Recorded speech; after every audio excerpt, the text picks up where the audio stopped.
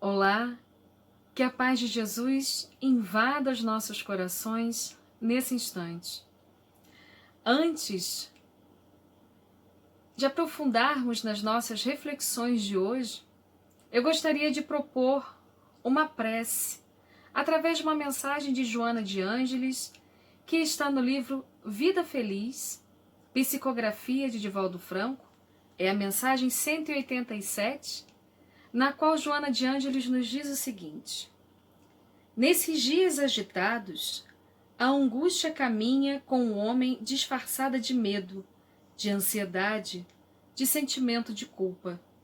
Naturalmente, as pressões a que a pessoa está sujeita respondem por tal situação. A ansiedade pelo prazer exorbitante frustra. Os fatores agressivos amedrontam e a timidez encontra uma forma de levar aos complexos de autopunição. Afasta da mente esses fantasmas responsáveis por males inúmeros. És filho de Deus e por Ele amado, que te protege e abençoa. Não te afastes das suas leis, das leis de Deus. E se te enganares, em vez de te entregares a conflitos desnecessários, retorna ao caminho do dever, sem receio algum. Lida essa página, que tem muito a ver com o nosso tema de hoje, gostaria de propor uma breve prece, para que nós possamos elevar os nossos pensamentos a Deus, a Jesus, a Maria de Nazaré, pedindo que os amigos espirituais, que os mentores do Grupo Espírita André Luiz estejam conosco nesse momento, que nos amparem, que nos inspirem e que nos orientem, para que tenhamos momentos de muita reflexão e também de um bálsamo de luz da espiritualidade. Que assim seja, graças a Deus. Gostaria de agradecer a oportunidade de estarmos aqui reunidos nesse momento para falar de um assunto tão importante. Estamos no mês de setembro, Setembro Amarelo, o mês que se dedica à prevenção do suicídio, um mês em que muito se fala sobre valorização da vida. E é sobre isso que vamos falar um pouquinho nesse nosso estudo de hoje.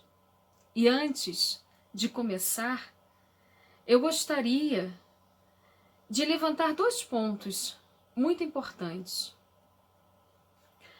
Um é que nós gostaríamos que todos se sentissem acolhidos em suas dores, em seus sofrimentos. E dois é que todas as dores merecem ser respeitadas.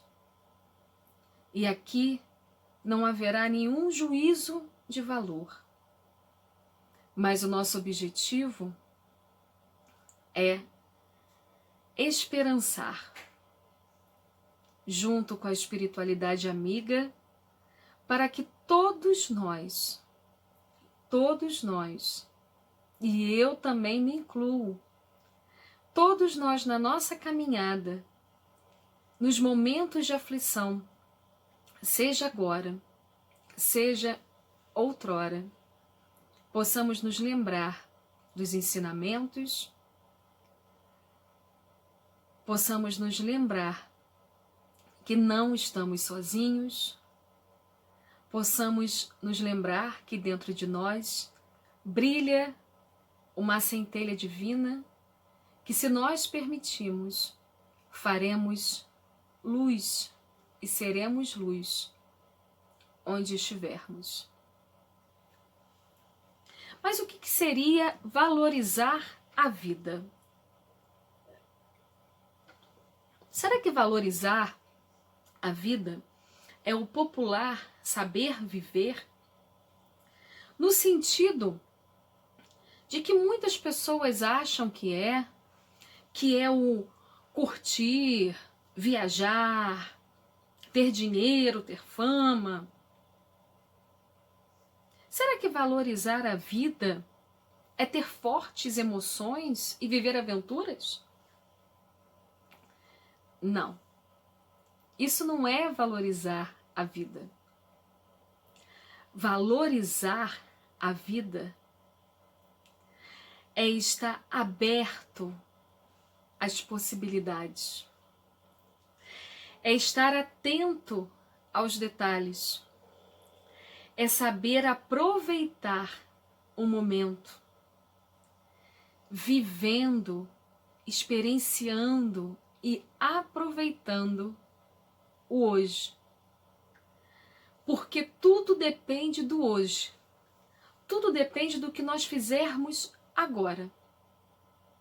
O que nós fizermos agora é o que vai ser o nosso amanhã.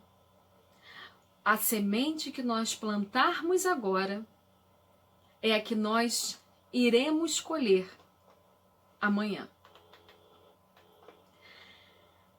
No viver o hoje, é imprescindível que tenhamos o sentimento de gratidão.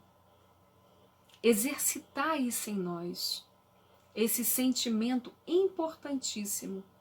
Porque quando nós somos gratos, nós observamos a beleza da vida. Nós conseguimos observar a beleza do que nós temos e do que nós somos. Existe um psicólogo chamado Viktor Frankl, que tem uma história de vida muito interessante. Ele é o pai da logoterapia, uma técnica de psicologia baseada na busca dos sentidos, conhecida também como terapia da esperança. E Viktor Frankl tem uma frase muito interessante, na qual ele diz assim: quando a circunstância é boa, devemos desfrutá-la. Quando não é favorável, devemos transformá-la. E quando não pode ser transformada, devemos transformar a nós mesmos. Isso é valorização da vida. Viktor Frankl não era espírita. Ele era judeu. E quando eu falei que a história dele é muito interessante, é porque Viktor Frankl, ele viveu os horrores da Segunda Guerra Mundial. Inclusive, ele foi para campos de concentração. Ele e a família dele. E olha que interessante. Ele recebeu a oportunidade de se refugiar no exterior, mas ele não quis deixar a família para trás. E ele foi a um campo de concentração e a família dele enviada para outros. Entende-se aqui família, os pais, os irmãos e a esposa que estava grávida. De todos eles, apenas uma irmã sobreviveu junto com Viktor. Além de perder todos os parentes, a casa onde ele morava, e de viver os horrores que nós sabemos, na qual os judeus eram submetidos nos campos de concentração, ele perdeu também o primeiro livro na qual ele tinha ficado anos estudando para publicar. Os nazistas tiraram tudo dele. Tudo. Menos a coragem. Menos a certeza de que se ele insistisse na vida, dias melhores viriam. Os nazistas tiraram tudo dele, menos a capacidade que ele tinha de seguir adiante. E mesmo com tudo isso que ele passou, ele seguiu adiante. E não só seguiu adiante, como entendeu e criou a teoria de que para viver é preciso ter um sentido. E um dos livros publicados por Victor, que hoje é um dos mais lidos, um dos autores mais lidos no campo da psicologia no mundo, um dos livros publicados por Viktor Frankl é Em Busca de um Sentido. Esse trecho, essa frase é desse livro. E há também uma outra frase na qual ele diz o seguinte: pode-se tirar tudo de um homem, exceto uma coisa, a última das liberdades humanas, escolher a própria atitude em qualquer circunstância, escolher o próprio caminho. E foi isso que Viktor Frankl fez. Ele escolheu o próprio caminho, se redescobriu, viveu a vida e deixou um legado enorme de aprendizado e de estudo para todos nós. Ele desencarnou em 1997, aos 92 anos de idade.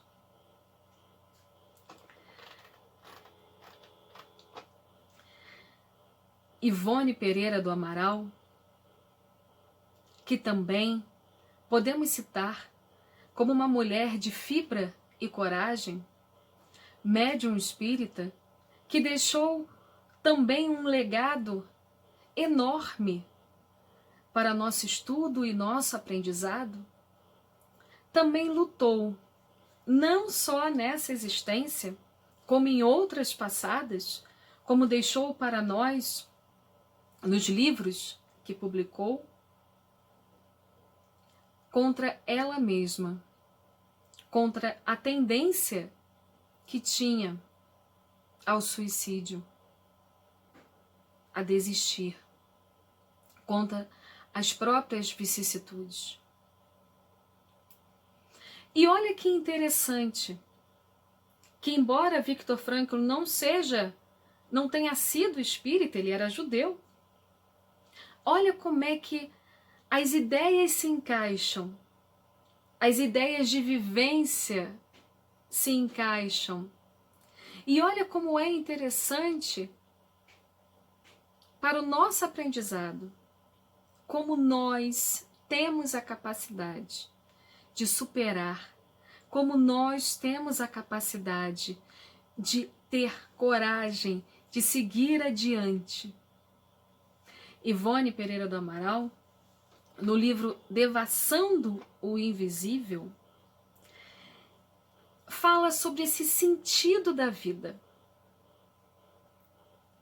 E ela dá um recado especial para nós espíritas, mas que pode servir também para os simpatizantes, para qualquer cristão, para qualquer um que queira abraçar o bem, independentemente da religião, independentemente de ter religião ou não.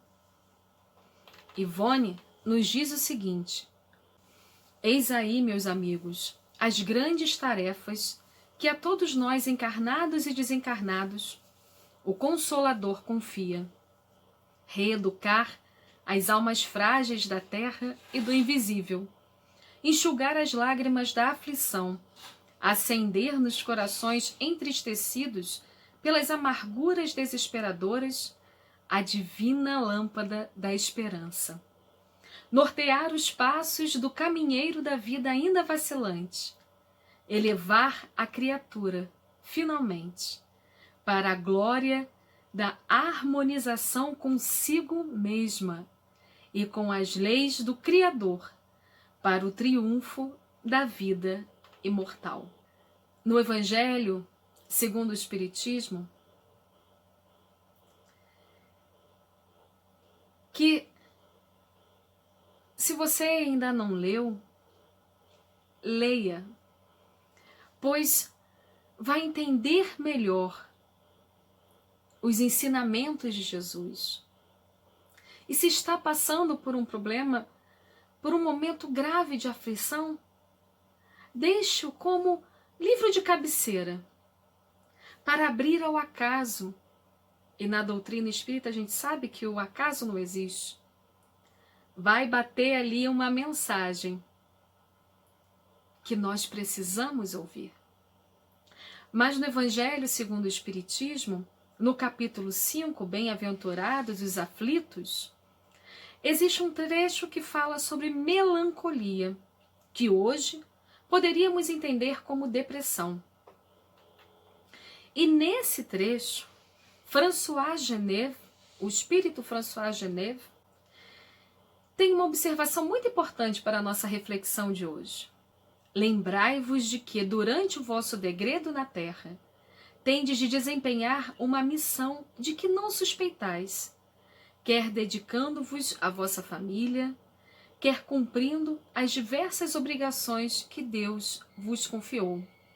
Se no curso desse degredo provação, exonerando-vos dos vossos encargos, sobre vós desabarem os cuidados, as inquietações e as tribulações, sede fortes e corajosos para suportar. Fortes e corajosos. Porque nós temos tarefas aqui. Nós somos importantes. Nós temos o nosso valor. Não pensem que não tem valor. Não, somos todos filhos de Deus. E a doutrina espírita nos esclarece que nós estamos no lugar certo, na hora certa, no momento certo, com as pessoas certas. O que nos falta muitas vezes são os olhos de ver e os ouvidos de ouvir. O que nos falta muitas vezes é a busca desse sentido do que eu estou fazendo aqui. E a doutrina espírita nos esclarece que nós estamos aqui para aprender, mas que também nós podemos estar aqui para ensinar, para exemplificar e principalmente amar. A doutrina nos fala sobre as aflições. Nesse mesmo capítulo, fala sobre as causas das aflições. E de maneira resumida, rapidamente, as aflições pelas quais passamos, elas podem ter causas atuais ou pretéritas em vidas anteriores. Nós somos reencarnacionistas e sabemos que a vida não se resume a essa aqui. Nós já tivemos outras experiências e teremos outras tantas. Nós somos viajantes numa estrada imortal. E por isso, muitas vezes, passamos por situações que não entendemos. Quando as aflições são atuais, na maior parte dos casos, nós conseguimos perceber. Eu fiz isso, por consequência, estou tendo isso.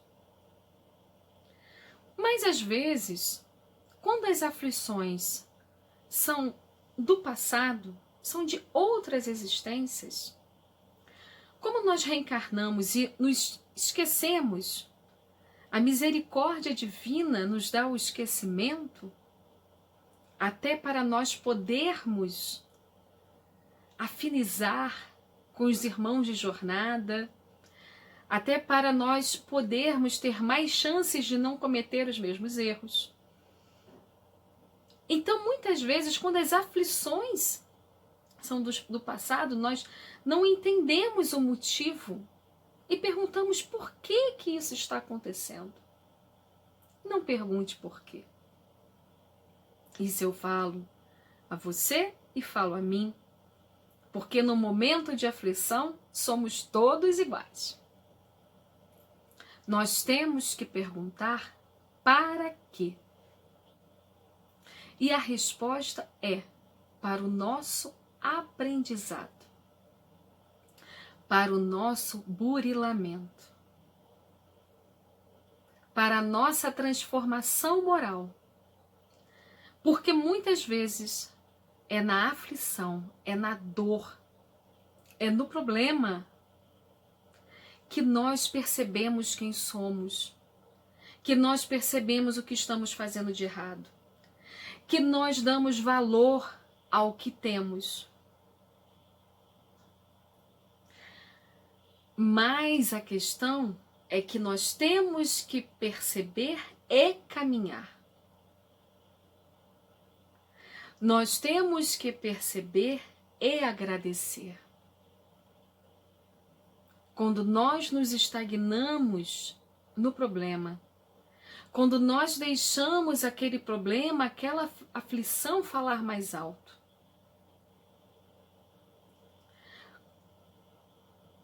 quando nós deixamos a tristeza nos cercar, tudo fica mais difícil. Mas o mais difícil não significa impossível. E como eu já dei o exemplo aqui da Dona Ivone, vou trazer outros. Todos nós podemos superar. Todos nós podemos encontrar o prumo. Todos nós podemos, como disse Paulo, levantar os joelhos desconjuntados depois da queda e seguir adiante. E como diz Leon Denis, para frente e para o alto. Tenha certeza de que todos nós temos valor. Todos nós somos preciosos e importantes aos olhos de Deus. Se eu não me engano, era Madre Teresa de Calcutá que dizia que somos gotas no oceano. Mas se faltar uma gota, o oceano não será mais o mesmo. Às vezes a gente pensa que a nossa vida está em desgraça, porque nós não temos, talvez, os bens materiais que nós gostaríamos, porque nós demos aquele até logo, que a gente sabe que nós não perdemos, a gente usa esse termo, mas a gente sabe que a morte é um até logo. Mas mesmo sabendo que a morte é um até logo, que daqui a pouco nós nos encontraremos de novo, nós nos veremos de novo, é doloroso, é sofrido.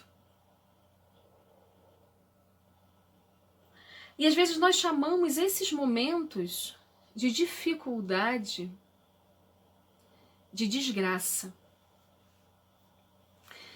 Em outras vezes, e aí aqui está inserido nas causas atuais das aflições também, nós criamos esse momento. Porque nós criamos conceitos que não são nossos. Nós vivemos numa fase em que tudo é enlatado. E o conceito de felicidade também é enlatado. Então nos vendem uma imagem que para ser feliz é preciso ter o programa, o produto, o corpo, o cabelo, da maneira que eles querem que nós compremos. E quando não podemos ter, nos sentimos mal, nos sentimos desvalorizados e às vezes até sentimos inveja do outro que tem. Nós vivemos em uma era em que muitas pessoas mentem felicidade. Em fotos, em filmes, em postagens, mas por dentro estão infelizes, porque não encontraram, não viram o sentido da vida e estão tentando ser algo que elas não são. E é muito importante nós estarmos atentos a esses detalhes. Como é muito importante também nós estarmos atentos ao que realmente é uma desgraça. E olha que interessante, no Evangelho segundo o Espiritismo, o espírito Delfina Girardin, e se a pronúncia estiver errada, peço desculpa, mas ela nos fala algo muito interessante para a nossa reflexão de hoje. Ela diz o seguinte: a verdadeira desgraça está nas consequências de um fato, mais do que no próprio fato. Não é o que acontece na nossa vida que é a desgraça, mas o que nós fazemos, como nós agimos diante do que nos acontece. E aí, nesse sentido, e por isso que é muito importante falar de saúde mental. E, especificamente, nesse vídeo, sobre a questão da depressão e do suicídio. Só há um jeito de vencer os tabus e preconceitos em cima desse assunto tão importante. Falando, abrir o coração, não ter vergonha de sentir, mas também buscar educar os sentimentos.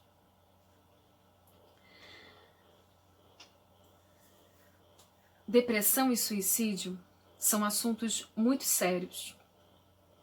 E para a gente poder refletir de maneira aprofundada, eu trouxe alguns dados, alguns números.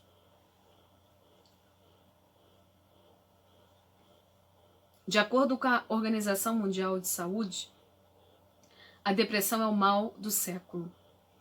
Estima-se que 300 milhões de pessoas sofram de depressão no mundo. No Brasil seriam cerca de 12 milhões, o que dá um caso a cada 17 pessoas. Um caso a cada 17 pessoas. Dados estatísticos divulgados em 2018,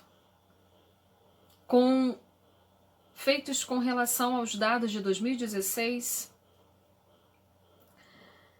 levantam que no Brasil mais de 11.400 pessoas morreram por suicídio, o que dá um caso a cada 46 minutos.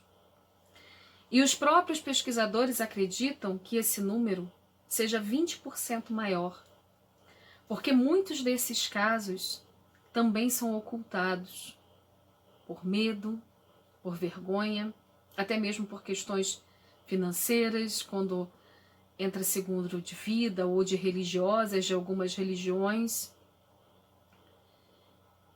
que tem uma visão radical, digamos assim, uma visão de censura a respeito do suicídio. O suicídio é a quarta maior causa de morte entre jovens de 15 a 29 anos no Brasil.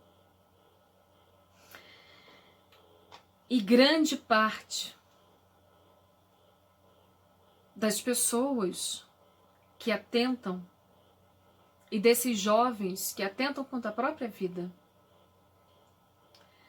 grande parte é LGBT. Grande parte é homoafetivo.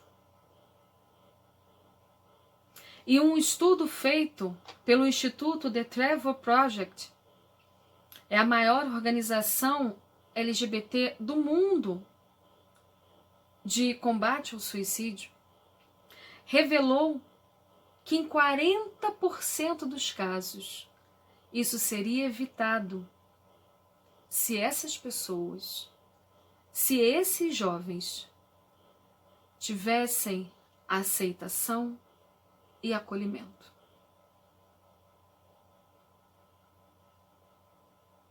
Quando uma pessoa atenta contra a própria vida, nós, de certa forma, também falhamos como sociedade. Cabe a nós, que talvez não passamos por aquelas mesmas aflições, que leve aquele irmão a pensar nessa possibilidade. Cabe a nós estender a mão. Cabe a nós estender o ouvido para ajudar. Porque muitas dessas pessoas só querem desabafar. Só querem saber que tem alguém ali do lado. Alguém que estenda a mão. Querem ter certeza na concretude da matéria que não estão sozinhos. E você, que talvez possa estar com esses pensamentos, pedimos de coração, viva a vida. Viva a vida em plenitude. Busque ajuda. Se estiver muito difícil, busque ajuda. Não existe nenhum tipo de problema. Não é vergonha buscar ajuda. Busque ajuda de um profissional. Busque a ajuda de um psicólogo, de um psiquiatra, porque em alguns casos é sim necessário tomar remédio, porque já afetou o corpo físico. Depressão é uma doença. Se nós tomamos remédio para dor de cabeça, se nós fazemos tratamento para doenças como câncer e outras doenças, por que não fazer para depressão? Deus concedeu a inteligência ao homem. E com essa inteligência, o homem desenvolveu um medicamento que pode ajudar. Por que não usar? Por que não procurar aquele que pode nos ajudar a sair dessa fase mais densa em que às vezes nós podemos nos encontrar? Nessa fase que nós vemos tudo preto e branco. Para que nós possamos depois sozinhos ir adiante.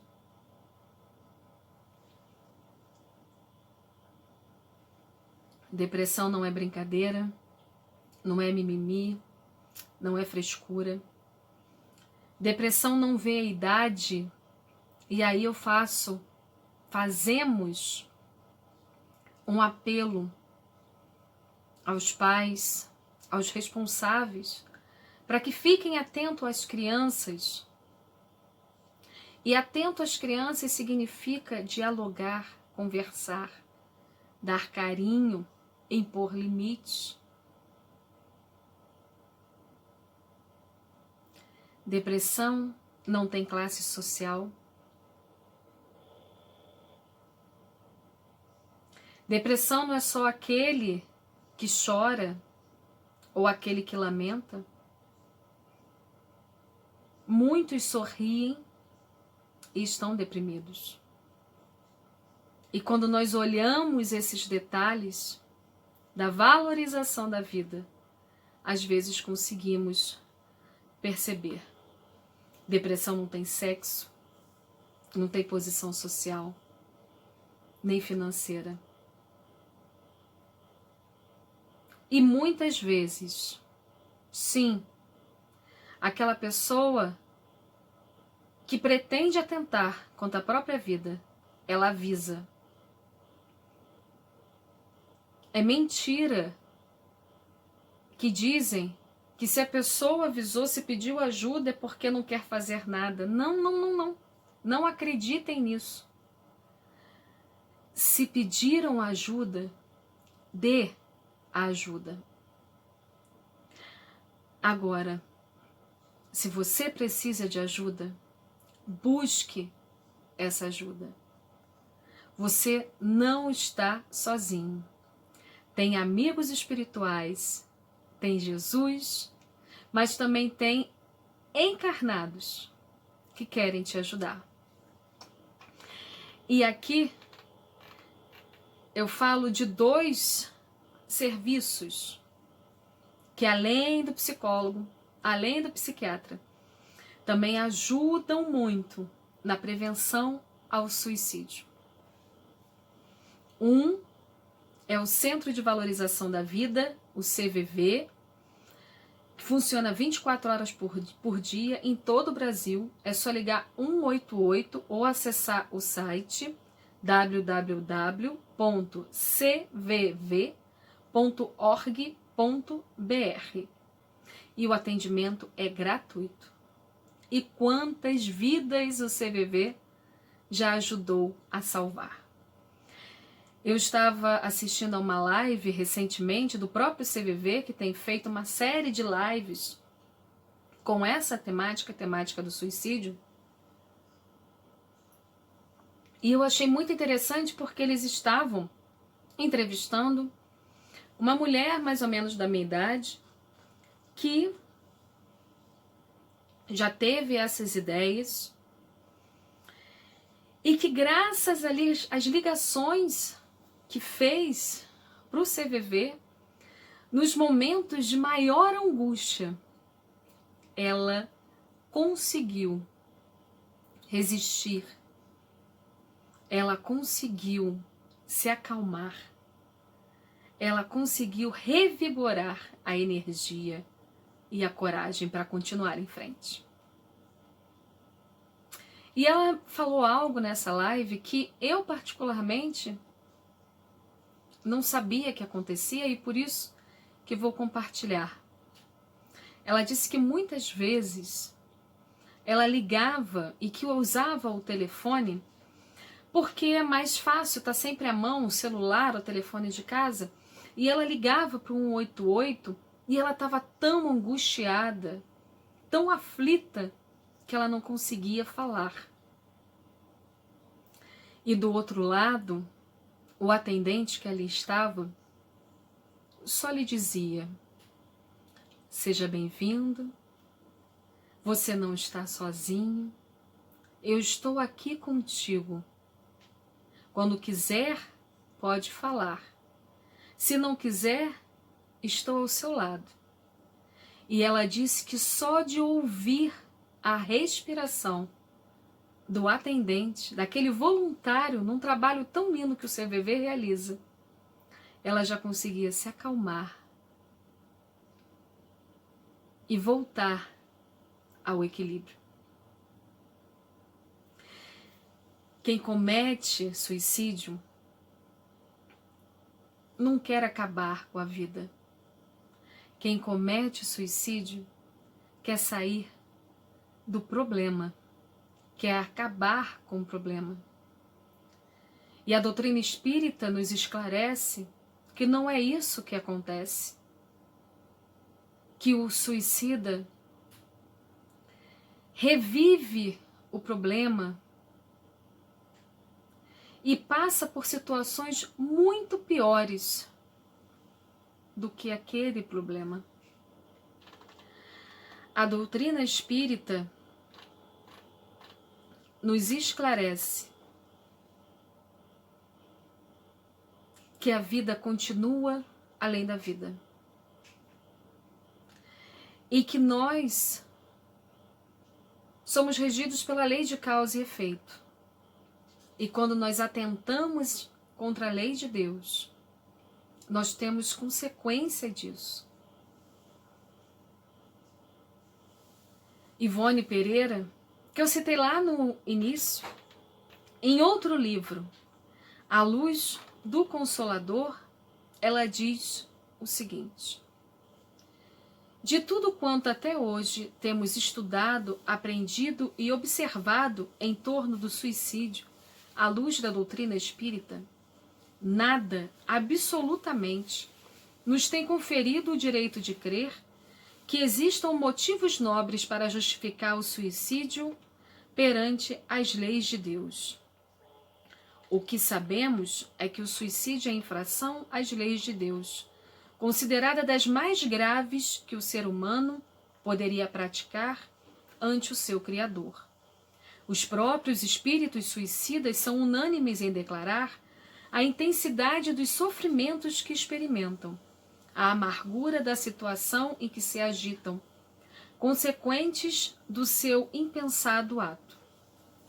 Afirmam que a fome, a desilusão, a pobreza, a desonra, a doença, a cegueira ou qualquer situação, por mais angustiosa que seja, sobre a terra, ainda seria excelente condição se comparado ao que de melhor se possa atingir pelos desvios do suicídio. Não vale a pena. O que vale a pena é viver. Além do psicólogo, além do psiquiatra, além de um ombro amigo, além do CVV, são os atendimentos fraternos que muitas casas espíritas oferecem. Inclusive aqui o Grupo Espírita André Luiz está oferecendo atendimento fraterno online. Mas é possível encontrar também em diversas outras casas. O atendimento fraterno é uma conversa com base na doutrina espírita, onde irmãos estarão para ouvir, para acolher, para aceitar, sem julgamentos, assim como o CVV. Outro aspecto que podemos usar para a prevenção do suicídio, para lutarmos contra a depressão, a prece. Joana já nos diz que nós temos que criar o hábito da prece. E em hábito da prece, eu estendo o culto no lar. O culto do Evangelho no lar, se você não conhece, é quando a família se reúne por alguns minutos, podem ser 15 minutos, pode ser uma vez por semana, para ler e refletir em cima das palavras, dos ensinamentos de Jesus ou em cima dos ensinamentos da codificação espírita. Quem pratica o culto no lar sabe o quão maravilhoso é. Porque além de um momento de prece em família, muitas vezes também é um momento de diálogo, é um momento de desabafo. Mas se você quiser fazer e alguém da sua casa não quiser, não tem problema. Faça você. Faça com coração. Faça sem incomodar ou obrigar ao outro. Se tiver crianças em casa, adapte as crianças com recurso de música, de brincadeira, alegria, porque Jesus é alegria. Então, te convido nesse momento a fazer um exercício rápido de visualização, a fechar os olhos, a ver a imagem de Jesus e sentir Ele falando essas frases. Não se turve o vosso coração, crede em Deus, crede também em mim. Vinde a mim, todos vós que estáis aflitos e sobrecarregados, que eu vos aliviarei. Tomai sobre vós o meu jugo e aprendei comigo, que sou brando e humilde de coração, e achareis repouso para as vossas almas, pois o meu jugo é suave e leve o meu fardo. Nesse mundo vocês terão aflições, contudo, tenham ânimo, eu venci o mundo. Foi a tua fé que te curou. Eu estarei com vocês até o fim dos tempos. Jesus está ao nosso lado. E o que Ele quer é nos ver vencer. Ele quer nos ver viver. Tem uma música espírita que diz assim: viver. Cada experiência viver. É aprender lições a cada momento, feliz ou de pesar. Tudo o que te acontecer vem sempre trazer mais força ao seu ser, mais luz ao seu caminhar. E nós percebemos isso na vida, que todos os momentos que passamos de problemas e dificuldades nos fizeram pessoas melhores. E que até mesmo a saudade é um momento que temos que ter gratidão. Eu estava outro dia conversando com a minha sogra e vendo umas fotos antigas. E naquelas fotos víamos rostos de entes queridos que já retornaram à pátria espiritual. E foi inevitável que algumas lágrimas caíssem dos nossos olhos. E começamos a conversar. Nossa, que tempo bom era aquele. Nós éramos felizes e não sabíamos. E aí, vendo as fotos, continuamos nossa conversa e nos demos conta de que o tempo bom não era aquele. O tempo bom é o hoje. Que a saudade é o reforço de que vivemos momentos maravilhosos. Mas que hoje também estamos vivendo momentos maravilhosos. E que amanhã teremos saudades. Hoje também estamos do lado de pessoas maravilhosas. E que amanhã também podemos ter saudade. Temos que viver o hoje. A vida é como se fosse um carro. Nós ali na condução. O hoje é o que a gente faz com o volante. O futuro é a estrada que está à nossa frente. E dependendo do que a gente faz com o volante, nós podemos pegar uma estrada lisa, linda, ou podemos pegar uma estrada esburacada, feia. O passado é o retrovisor, na qual nós olhamos para saber se está tudo certinho. Mas se nós dirigirmos olhando só para o retrovisor, o carro não anda. Ou podemos bater, ou pode acontecer uma tragédia. Na pergunta 945 do Livro dos Espíritos, Kardec questiona: que se deve pensar do suicídio que tem como causa o desgosto da vida? E os espíritos respondem: insensatos, por que não trabalhavam? A existência não lhes teria sido tão pesada. Por que não trabalhavam? E no Livro dos Espíritos, um livro, aliás, que desde ainda de quando Kardec ainda era encarnado, salvou muitas vidas e hoje continua salvando, porque explica e dá um sentido à nossa existência. Trabalho é toda ocupação útil. E aí nós voltamos lá para o início, lá para o Viktor Frankl, que viveu os horrores da Segunda Guerra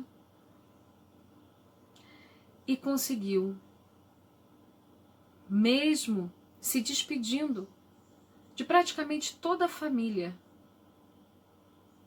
se reerguer, dar a volta por cima, continuar, mostrando que é possível. E dizendo para nós que isso é possível quando nossa vida tem um sentido. E para Viktor Frankl, o sentido da vida pode se modificar, sempre se modifica, mas jamais deixa de existir. Porque o sentido da vida é de acordo com o nosso hoje, com o que nós temos hoje, com o que nos cerca hoje. E de acordo com a logoterapia, a técnica que foi inventada, descoberta, estudada por Viktor Frankl, podemos descobrir esse sentido da vida de 3 formas diferentes: criando um trabalho ou praticando um ato, experimentando algo ou encontrando alguém, e pela atitude que tomamos em relação ao sofrimento inevitável. Eu gostaria de compartilhar 2 histórias de superação. 2 das muitas histórias de superação. Uma delas, eu pude acompanhar um trechinho de perto. Foi uma amiga que o destino me deu de presente. Nós sabemos que o acaso não existe. E talvez a nossa amizade tenha começado de uma forma inusitada, mas para que eu hoje também pudesse estar trazendo esse exemplo para a nossa reflexão e prestando essa homenagem a essa amiga que eu tenho certeza que está sentindo as minhas vibrações nesse momento. Nós nos conhecemos pela internet. Ela entrou em contato com uma das páginas que eu administro no Facebook para pedir ajuda para uma mulher mais ou menos da minha idade, que estava grávida, que estava em estado de vulnerabilidade, que não tinha recursos sequer para comer. E ela tinha abraçado aquela irmã em dificuldade e estava movendo céus e terras para ajudá-la, sem nem ao menos conhecê-la direito. E foi entre conversas e tentativas de ajudar essa irmã, que graças a Deus conseguimos, e muito em parte dela, que eu fui conhecendo um pouco mais essa amiga, que eu vou preservar o nome, e ela foi se abrindo mais comigo e me confidenciou que durante anos lutava contra uma depressão severa. que tinha sido inclusive internada várias vezes por tentativas de tirar a própria vida. Ela disse para mim que enxergava a vida dela em preto e branco, mas que quando ela começou a servir ao próximo, quando ela começou a trabalhar para ajudar os mais necessitados, e ela inclusive trabalhava numa ONG, ela começou a enxergar colorido novamente. Ela começou a perceber um sentido na vida. E numa madrugada, ela me escreveu muito feliz, porque a ONG tinha dado para ela uma oportunidade de trabalho que ela nunca imaginava. Ele estava cuidando da farmácia, ajudando a cuidar da farmácia da ONG, tendo a responsabilidade de armazenar, catalogar remédios que em outra época ela não poderia nem se aproximar. E que tal era a dedicação dela que foi dado esse voto de confiança. E tal a felicidade dela de se sentir útil, que ela me escreveu feliz, dizendo que estava enxergando tudo colorido. Enxergando tudo colorido significa que aquelas aflições, aquelas angústias já não perturbavam mais o seu coração. Essa amiga tem certeza que chegou na espiritualidade como vencedora. Ela desencarnou esse ano, vítima da Covid. Foi uma vencedora que conseguiu vencer a si mesmo, conseguiu vencer as aflições, conseguiu vencer os problemas, conseguiu persistir e caminhar na vida e seguir em frente. Outra história que muitos de vocês devem conhecer é de um australiano chamado Nick Fujisik. Ele nasceu sem os braços, sem as pernas, só com um dedinho. E durante muito tempo ele questionava por quê. Por que ele era daquele jeito? Por que Deus permitiu que ele nascesse assim? Daquela forma, com aquelas comorbidades? E ele, ainda criança, chegou a pensar em cometer suicídio. Mas aí ele também encontrou um sentido na vida dele. O sentido de mostrar a todos que é possível a superação. E ao mostrar que é possível a superação, ele foi superando as próprias dificuldades. E hoje é um dos maiores palestrantes do mundo. Tem vários livros publicados. É casado e tem 3 filhos. Histórias de superação, das muitas que existem. E que pode ser também a de você que está passando por um problema ou de um familiar que está passando por um problema. Nós não podemos esmorecer. Nós temos que acreditar, ter fé em Deus e ter fé na vida. E para finalizar, eu gostaria de ler a lição 39 do livro Coragem. É uma mensagem de Emmanuel, psicografia de Chico Xavier, em que ele diz o seguinte: se trazes o espírito agoniado por sensações de pessimismo e tristeza, concede ligeira pausa a ti mesmo no capítulo das próprias aflições, a fim de raciocinar. Se alguém te ofendeu, desculpa. Se feriste a alguém, reconsidera a própria atitude. Contratempos do mundo estarão constantemente no mundo onde estiveres. Parentes difíceis respontam de todo o núcleo familiar. Trabalho é lei universal. Disciplina é alicerce da educação. Circunstâncias constrangedoras assemelham-se a nuvens que aparecem no firmamento de qualquer clima. Incompreensões com relação a caminhos e decisões que se adotem são empeços e desafios na experiência de quantos desejam equilíbrio e trabalho. Agradar a todos ao mesmo tempo é realização impossível. Separações e renovações representam imperativos inevitáveis do progresso espiritual.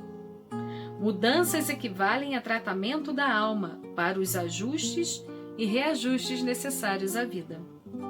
Conflitos íntimos atingem toda criatura que aspira a se elevar-se. Fracassos de hoje são lições para acertos de amanhã. Problemas enxameiam a existência de todos aqueles que não se acomodam na estagnação.